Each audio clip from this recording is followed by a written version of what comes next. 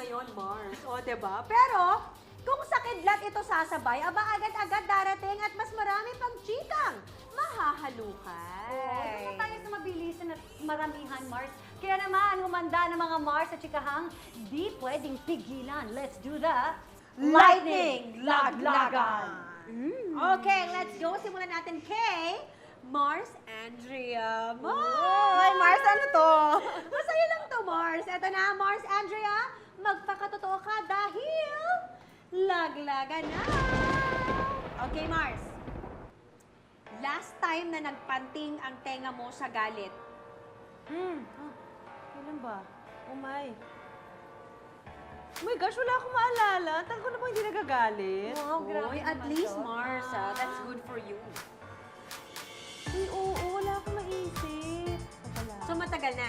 Oo, matagal na. Okay. Matagal na talaga. One thought na sumagi sa isip mo nung nalaman mong ikakasal na ang kapatid mo. Hindi ba ako ready? Lalaking ka-love team o babaeng ka-love team? Ay! Both. Kailan yung moment na nasabi mo sa sarili mo na never again? Never again. Ano ba? Never again may love sa tao sa showbiz. O sige, na tumagot sa'yo. Eto na, magbibigay ka ba ng second chance sa isang taong may atraso sa'yo?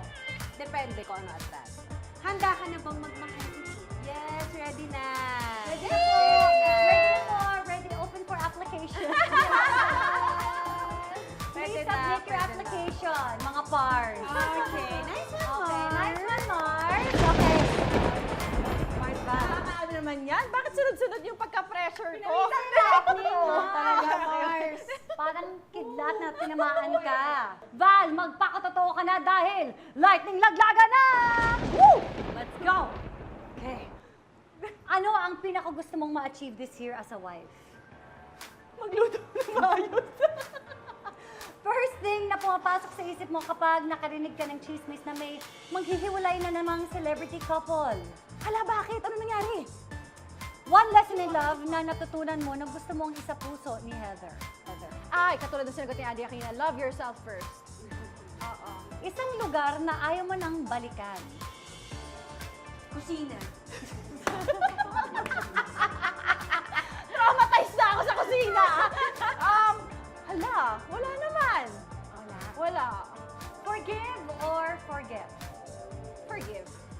Ano pa sa tingin mo ang kulang sa buhay mo ngayon? Another baby! Wow!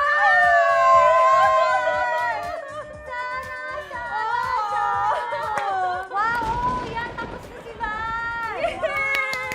Okay. So, ikaw, may babalikan tayong mga konting katanungan. Okay. Ako, ang sinabi mo kanina, Mars, yung nalaman mo na magpapakasal yung kapatid mo, ang unang sumagi sa isip mo, hindi ka pa ready. Kasi parang ginagawa namin lahat together.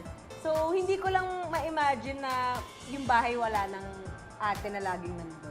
Tsaka kasi, ewan ko, feeling ko never naman ako magiging ready. Although alam kong perfect time na talaga to para ikasal siya. And super happy ako sa napili niyang partner. Oh, kasi Mars, nakaka-relate ako doon dahil sobrang din ako nag-close sa kapatid ko.